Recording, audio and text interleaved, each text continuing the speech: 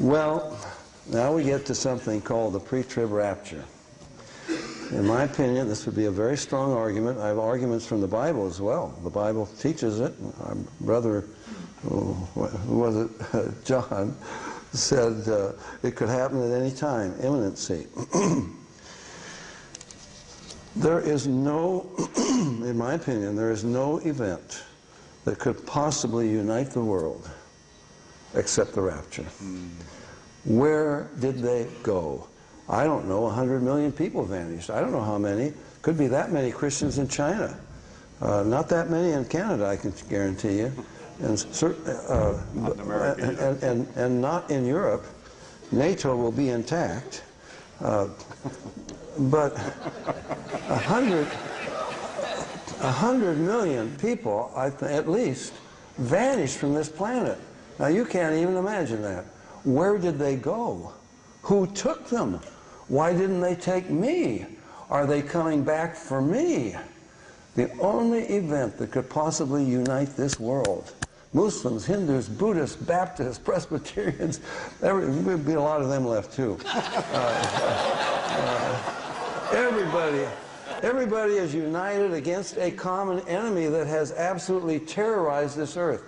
I think that's the only thing that could, at that moment, I speak at a lot of prophecy conferences, and I go to the pre-trib seminar every year too, and unfortunately, and I'm sorry about it, they keep fudging now. They used to say, well, the Antichrist, that's going to be the catalyst of this whole thing. Well, it could be months, it could be years, you know, after the rapture, before Antichrist sets up his kingdom. No, it won't work. Nothing else would do it. The rapture will do it. I believe the United Nations is meeting an emergency session. Where did they go? Who took them? What can we do about this? And it's at that moment, Satan's man, he's always had a man ready, Satan's man steps to the fore. He can tell you where they went. I mean, I could give you a number of scenarios. Why? It was, beam me up, Scotty. You know, they were taken by some rogue civilization as slaves onto a slave planet out there. And I know where they went. I'm in contact with a intergalactic council, and I will get them back. You take my number on you, and that will be the pledge that you won't be taken, and I'm going to get the rest of, I mean, give you a lot of scenarios, but nothing would unite. And furthermore, one last thing, and I'm not dogmatic about this, I think the babies have gone. Jesus said, suffer the little children to come unto me, forbid them not.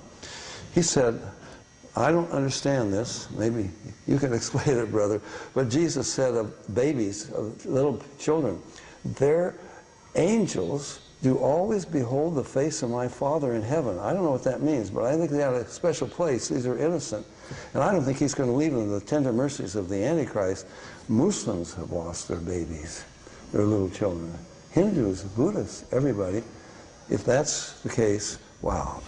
That's going to unite this world in terror, and that's the catalyst for this man to step forward, in my opinion. Can you explain why the world is compromising with Islam, why the whole world is doing this? Can I explain why people sin? Why people are greedy? Why they're selfish? Well, as I said, it's satanic. Satan is behind it. He's the god of this world. The whole world lies in the wicked one. And he's blinded the minds of those who believe not. It doesn't make sense. You can't explain it any other way. I defy anybody to come up with a rational explanation of anti-Semitism, the hatred of Israel.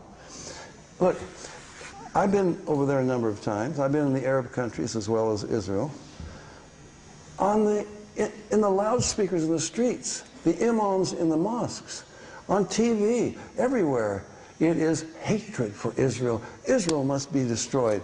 If I could just, oh, I left my book over there. But anyway, one of my friends who endorsed my book, he's a former Palestinian terrorist. He tells us he was raised in Palestine. He was raised in Bethlehem. He tells us what he was raised on, what they taught him. as a child.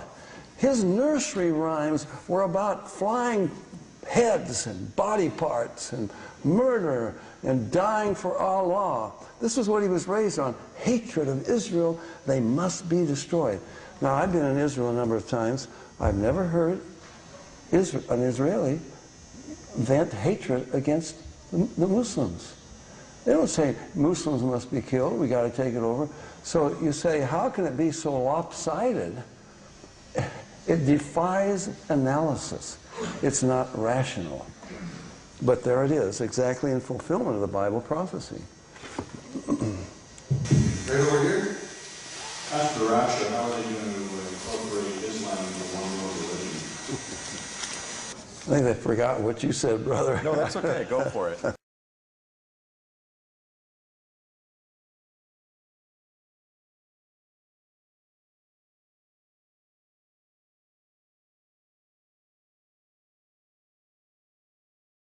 This confused word, like you said in your speech, the Christians are attacked by Muslim or Islam. From the history, I know that also Christians were fighting against Christians and still fighting in England or all over the places, even here. Even here in our congregations, the so-called Christians, by words or whatever. And now, how to put these things together? President Bush is claiming that God told him to go to far.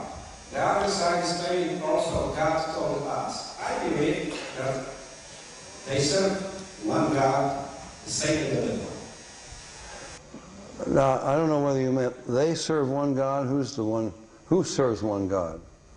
Both sides looks like the same. Muslims? Muslims and No. so-called Christians No. are claiming that they serving their God. Yeah. But who's that God? Looks like Yeah. one God, Satan and the devil, because he's blind in their mind. Yeah. Jesus Christ said, true Christians never fall. Right.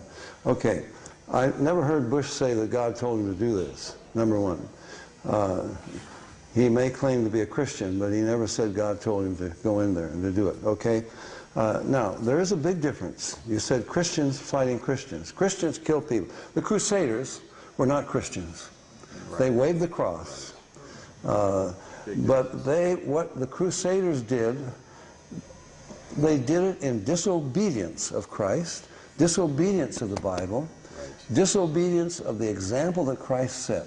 What the Muslim terrorist does, he does in obedience of the Quran, obedience of Muhammad and Muhammad's example, you see? So there's a big difference.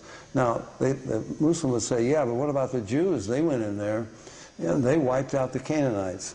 Well, if you go to chapter 15 I wish I'd had time to get there, chapter 15 of Genesis, God says to Abraham, your seed that is going to inherit this land, they are going to be slaves in a foreign land for 400 years. Who are the slaves? The Jews. He identifies the seed that will inherit. Because, well, but Ishmael was a son, and so was Isaac. They had descendants. Which one is the seed? All right, the seed that will inherit this land, they will be slaves for 400 years in a foreign land. And then I will bring them out. Why does God say they'll be slaves for 400 years? Because the iniquity of the Amorites is not yet full. God sent the Jews. You get the boundaries of that land. He didn't say take over the world, like Muhammad says. He didn't say convert them with the sword. He said it's like Sodom and Gomorrah. 400 years from now, these Canaanites will be so evil that in my righteousness I'll be forced to wipe them out. And I'm going to use you to do that, and I will give you their land. Okay? Now, how do we know that this was the Jews that did it? How do we know they came out? I love the Bible. It is just fantastic. You cannot escape it. The Passover. Go to Exodus chapter 12. God says, I will give you a sign that you are the people. And he says, in the days to come, when your children ask you, why do we keep this Passover? You tell them, it's because we are descended from the people that God delivered from Egypt, okay? Now, who keeps the Passover today? Jews.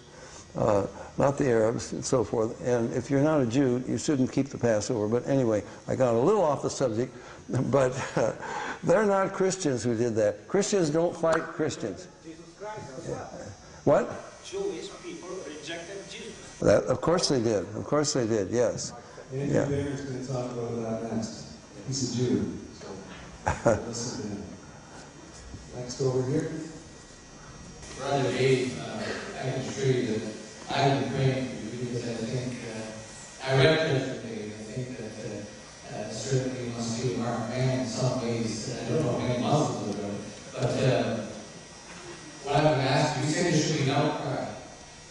What should I, as an individual Christian, as an individual believer, in a free land, be doing, aside from just praying fervently for Israel and the peace of Jerusalem? Yeah. Well, what should I be doing? What should even dwell in the ministry? They're strangely wild. Well, So many ways. right. Well, you've got World Vision, for example. They're against Israel. Biggest charitable, Christian charitable organization in the world. They do nothing for Israel. They speak against Israel and so forth. But what should you and I be doing? It's not easy. I speak out on radio or television when I have the opportunity. I write letters to my newspaper. I'm from a little town of Bend, and I'll tell you how difficult it is. They have published my letters to the editor a number of times, but now when I wrote what I told you about the Danish cartoons, and they've got a whole page in our little newspaper about, oh, now there are courses in universities, the truth about Islam, you know. And I said, wait a minute, they don't tell you the truth about Islam. Let me tell you the truth about Islam. I did it in 250 words, my limit. They would not publish it. So I called the editor. Well, look, I'm an author of about 40 books. They're in 50 languages around the world. And I write a letter, which I think I worded very well, to the newspaper, and you won't publish my letter in your newspaper. It doesn't make sense. He would not explain to me why they wouldn't publish it, because they don't want to say anything against Islam, you see, but it's the truth. So you got a difficult task, but somehow speak out, write to your, I don't know what you call them here, your parliament members or whatever they are. Do everything you can to bring the truth. Please, I'm not trying to sell this book. We sell enough of them, but just get this in your libraries. Get it to whoever your top leaders are. Say, read this book. Now, let the Muslims read it. If there's anything in here that isn't the truth, then the writer will apologize. We'll revise it. But if you can't find any fault with this, then you better change the way you are acting towards Islam, because you're aiding and abetting them in their very thing that they say they're going to do. So, I don't know, do whatever you can. But it's not going to be easy because they're going to be against you. Okay, any question over here? Did you know that in the Beit Glen Church, there are over 100 Iranians that have accepted Christ as their Savior? I didn't know that. Praise God. There are a lot of Iranians who have come to Christ. That's where I'll be speaking Sunday morning, Bayview Glen Church. And there's been a revival in Iran, and actually in Sudan, because they see what Islam really is. There's an underground church in Afghanistan. I'm in touch with people who are involved over there. In Iraq, they've had to flee Iraq into Syria, the Christians, but there's an underground church there. So many Muslims are coming to Christ, and I have prayed for many years, God, please tear down this Islamic curtain. It's more vicious and impenetrable than the Iron Curtain ever was. I was in Russia a number of times during Iron Curtain days. Well, they had a Baptist church in Moscow. It was a showpiece. It wasn't genuine exactly, but still. China, they have churches. Islam, no. You can't have one, okay? So I pray, God, tear it down, get the gospel in there for these people, because I love the Muslim people as I love the Jews. They've been lied to. They're terrorized. They wouldn't dare even consider that Islam might be wrong. They'd take your head off for that. Okay, so keep praying and then do what you can to get the truth to people.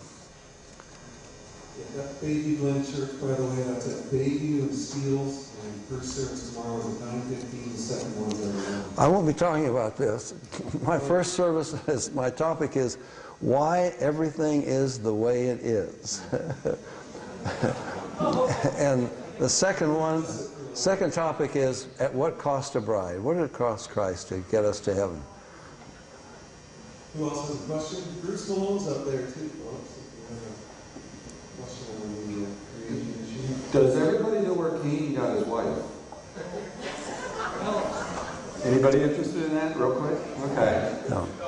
The reason it's a mystery is because we have all been trained to think like evolutionists. Things have always went on pretty much as they are today. Genesis chapter 5 says, in Adam and Eve had other sons and other daughters. Jewish tradition is, I believe they had 39. If our genetic code in the beginning was perfect, started to deteriorate afterwards, we lived very long lives because it took a while for that genetic load to build up. Brothers, sisters, cousins would have had no trouble getting married. Abraham was married to his half-sister. The only reason it's a prohibition is because the genetic load has built up to such a point that at the time of Moses, God instituted the moral law that says you are not to marry close relatives. Before that, it was common in all cultures. It's really no mystery at all, and it's an incredibly strong evidence that our genetic code is deteriorating rapidly. Over here. Question is, does Islam pray to the same God as a Christian does? Well, the Pope says so. John Paul II kissed the Quran. Vatican II says the Muslims worship the same God that the Christians worship. Okay? Now, Bush has boasted, oh, we now have a Quran in the White House. What does the Quran say? The Quran says, you believe in the Trinity, you go straight to hell. 16 times the Quran says, Allah is not a father and he has no son. Now every Arabic translation of the Bible in the world uses Allah for God. Well, let's put Allah into John 3:16. For Allah so loved the world. Well, got 99 characteristics of Allah in the Quran, not one of them is love. Allah so loved the world, he gave his only begotten son. Whoops. Allah is not a father, he has no son. You can't put Allah in the Bible. Okay? Jesus is not God, he's not the Son of God. He didn't die on the cross for our sins, he didn't even die on the cross. He was taken to heaven, someone died in his place. The Bible says Christ died in our place. No, someone died in his place. He was taken alive to heaven. I could go on. Allah is a... Look, I was speaking in Sydney, Australia, and I said, Allah is... this is not the God of the Bible. This is not the only... They say, well, but there's no other word for God in Arabic. About 5 Arabs came after me. And I said, look, you guys speak Arabic. I don't even speak Arabic. Let me just give you what you must confess to become a Muslim. La ilaha illallah Muhammadan Rasulullah. That's Arabic that says there is no God but Allah and Muhammad is his prophet. Now, it doesn't say there's no Allah but Allah. It says there's no ilah but Allah. And you find the generic term for God all through the Quran, ilah. And Allah is a contraction of la ilah, meaning the God, the supreme God. Okay? Allah was named Allah, la ilah, in the Kaaba. It had about 360 idols in it, and Allah was the chief idol. Okay? Now, Muhammad is trying to tell, what did Muhammad change? He didn't change anything. He kept the same name, but he just said there's only one God, and that's Allah. He tried to convert the Christians and the Jews in Mecca, in Medina. Well, in Mecca they threw him out. In Medina, what's he trying to tell them? There's one God. It's Allah. They knew who Allah was. Allah's an idol up there in the Kaaba. Muhammad even went to the Kaaba, while there were still these idols encircled around it when he got permission from the Meccans and so forth. This is not the God of the Bible. No possible way you could say this is the God of the Bible, but the Catholics say it. What's his name? Christian Research Institute. Hank Hanegraaff says it. So many people say it. It just isn't true. Sorry, I guess we're done. That you won't be taken, and I'm going to get the rest of, I mean, give you a lot of scenarios, but nothing would unite. And furthermore, one last thing, and I'm not dogmatic about this, I think the babies have gone. Jesus said, suffer the little children to come unto me, forbid them not. He said, I don't understand this, maybe you can explain it, brother, but Jesus said of babies, of little children, their angels do always behold the face of my Father in heaven. I don't know what that means, but I think they have a special place. These are innocent. And I don't think he's going to leave them to the tender mercies of the Antichrist. Muslims have lost their baby. And not in Europe. NATO will be intact. But 100 million people, at least, vanished from this planet. Now, you can't even imagine that. Where did they go? Who took them? Why didn't they take me? Are they coming back for me? The only event that could possibly unite this world, Muslims, Hindus, Buddhists, Baptists, Presbyterians, there'd be a lot of them left too. Everybody is united against a common enemy that has absolutely terrorized this earth. I think that's the only thing that could, at that moment, I speak at a lot of prophecy conferences, and I go to the pre-trib seminar every year too, and unfortunately, and I'm sorry about it, they keep fudging now. They used to say, well, the Antichrist, that's going to be the catalyst of this whole thing. Well, it could be months, it could be years, you know, after the rapture, before Antichrist sets up his kingdom. No, it won't work. Nothing else would do it. The rapture will do it. I believe the United Nations is meeting in emergency session. Where did they go? Who took them? What can we do about this? And it's at that moment, Satan's man, he's always had a man ready, Satan's man steps to the fore. He can tell you where they went. I mean, I could give you a number of scenarios. Why, it was, beam me up, Scotty. You know, they were taken by some rogue civilization as slaves onto a slave planet out there. And I know where they went. I'm in contact with a